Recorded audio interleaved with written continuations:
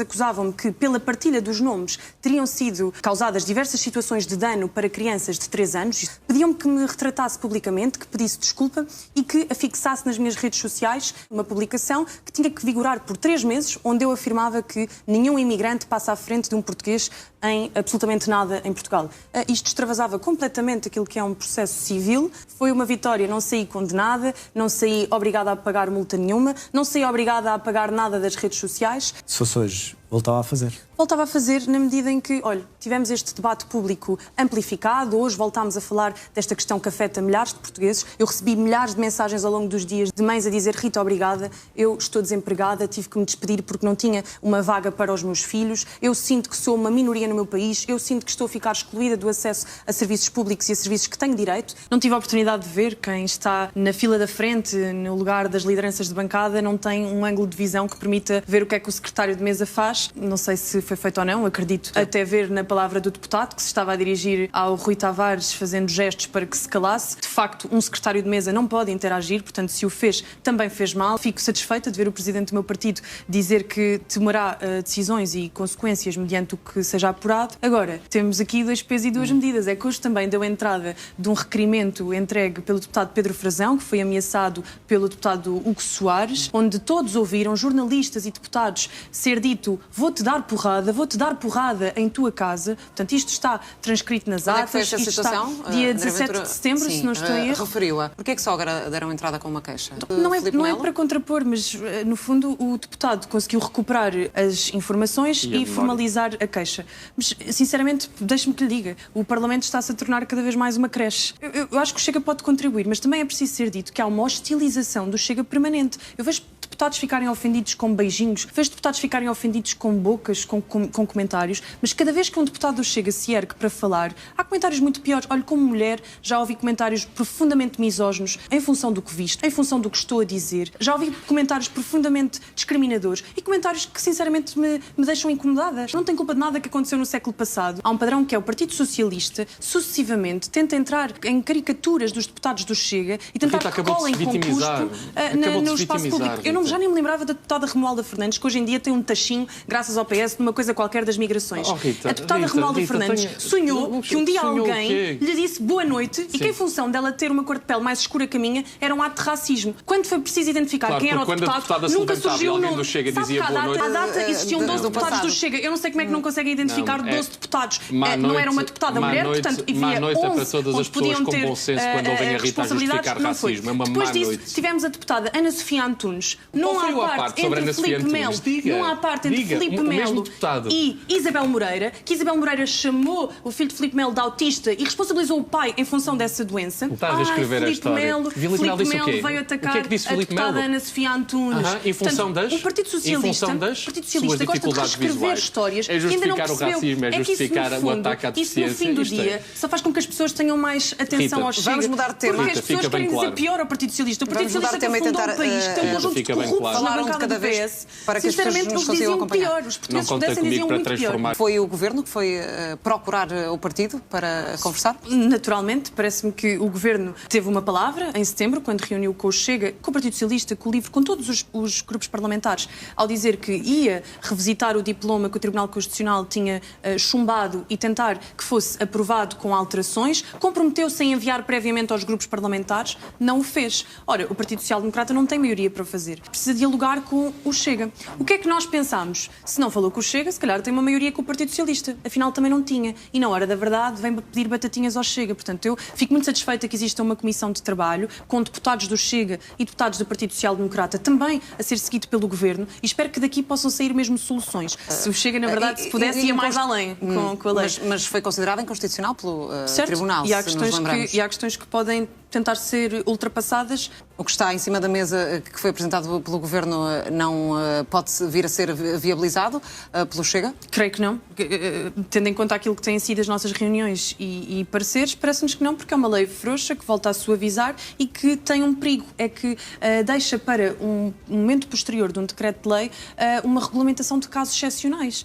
Isto traz arbitrariedade e nós não queremos mais arbitrariedade. Nós queremos que as pessoas percebam que não podem vir para Portugal de qualquer forma, e que desta forma não tragam familiares alargados. O Governo queria deixar cair a questão que diz que familiares que cheguem de forma irregular não possam ficar cá no âmbito do reagrupamento familiar. Isto tem que ser um sinal forte, senão vamos continuar a dizer às pessoas para virem de forma irregular e depois ficam cá porque se estão a reagrupar. Não, chega. Temos pessoas a mais que temos que começar a mandá-las de volta para o seu país de origem. O Chega disse ao Governo que não quer saber da negociação anterior em relação ao IRS que já teve efeito, quer mesmo em Orçamento de Estado garantir que há diminuições até ao 5º escalão. Não são os mais ricos, são os mais pobres. A questão da derrama é uma de muitas. Falámos em portagens, falámos e dissemos prioridade. Eu estive lá na reunião de prioridade. Prioridade é o complemento para os idosos. Prioridade é o fim das portagens, como voltámos a trazer a debate. E porque, entretanto, desde a saída de Gabriel Mitar Ribeiro, que não foi muito explicada, muito detalhada no comunicado enviado pelo Chega. Aquilo que posso dizer é que essas palavras que foram citadas num livro e noticiadas são de 2021. Desde então, o estado é mais pacificado. Sim, mas eram de 2021. Foi quando houve essa entrevista com Miguel Carvalho, um péssimo jornalista, já agora, porque não foi isento, não verificou fontes. Por exemplo, fala montes de vezes de mim, não me contactou para nada para saber se era verdade ou não aquilo que escrevia. Agora, importante dizer, não tenho informações particulares. O deputado comunicou isto à liderança de bancada, ficou incontactável o resto do tempo. Não conhecemos se foram motivações pessoais, políticas, desalinhamento. Aquilo que sei é que estimo o deputado Gabriel Mitar Ribeiro, gosto bastante da forma como pensa e escreve e desejo-lhe os maiores sucessos pessoais e profissionais. Sei que o Chega estava apostado na estratégia de garantir que esta nova lei salvaguardava um princípio que para nós parece fundamental, que é que nenhum estrangeiro beneficia de qualquer tipo de apoio social antes de ter 5 anos de contribuições, de descontos no nosso país. Bem sabemos que no que toca a esta lei de estrangeiros, o Governo tem tido um tipo de conversação por vezes distinta da bancada parlamentar. Parece que o Partido Social Democrata está desnorteado na gestão deste tema. É um retrocesso esta lei? Não, de todo. Eu até tomava nota agora desta palavra retrocesso, ouvi atentamente o João.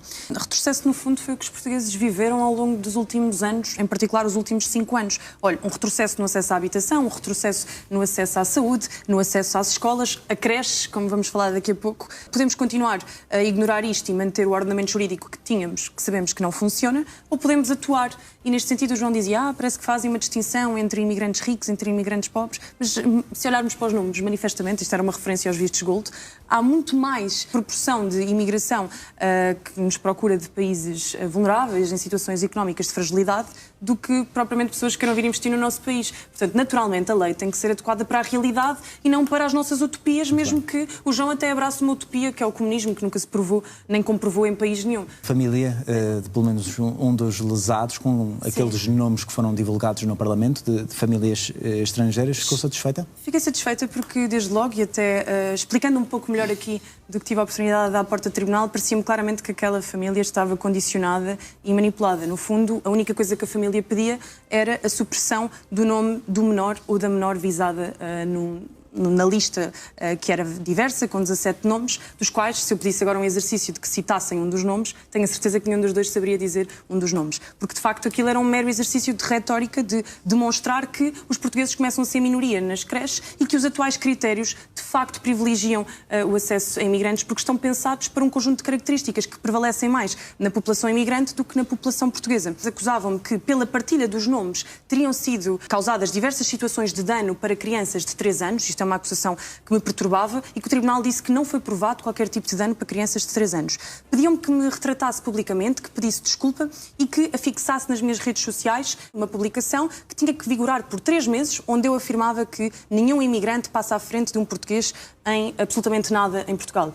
Isto extravasava completamente aquilo que é um processo civil. Foi uma vitória, não saí condenada, não saí obrigada a pagar multa nenhuma, não saí obrigada a pagar nada das redes sociais, apenas e só a garantir a salvaguarda da proteção daquele nome em particular. Se fosse hoje, voltava a fazer? Voltava a fazer na medida em que, olha, tivemos este debate público amplificado, hoje voltámos a falar desta questão que afeta milhares de portugueses. Eu recebi milhares de mensagens ao longo dos dias, deste dia em particular, de mães a dizer: Rita, obrigada, eu estou desempregada, tive que me despedir porque não tinha uma vaga para os meus filhos, eu sinto que sou uma minoria no meu país, eu sinto que estou a ficar excluída do acesso a serviços públicos e a serviços que tenho direito. Se a Rita Matias teve que estar em tribunal para defender todos estes portugueses e Portugal primeiro, que assim seja, não me importa ser uma mártir mártir na defesa de Portugal e dos seus interesses. Acabar com a bandidagem só se estiver preocupado com a O concorrência. João está aqui em campanha para Lisboa e acha que é com base na difamação e na calúnia que consegue eventualmente ter um melhor resultado.